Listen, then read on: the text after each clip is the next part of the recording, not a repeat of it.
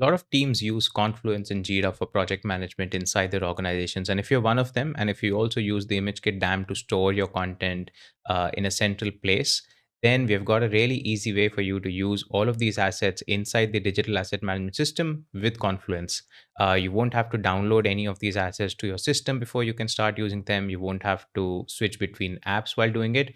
All that you need to do is to just download the ImageKit DAM app for desktop, either install it for Mac or Windows, depending on your system. I'm on a Mac right now, and you can see that the app appears in a toolbar over here, and I can access all of the content that's there inside my DAM directly in this application.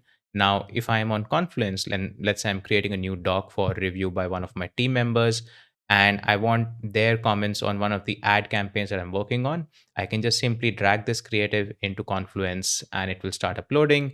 It's accessible like any other image inside Confluence, and I can go ahead and write the rest of my content as well.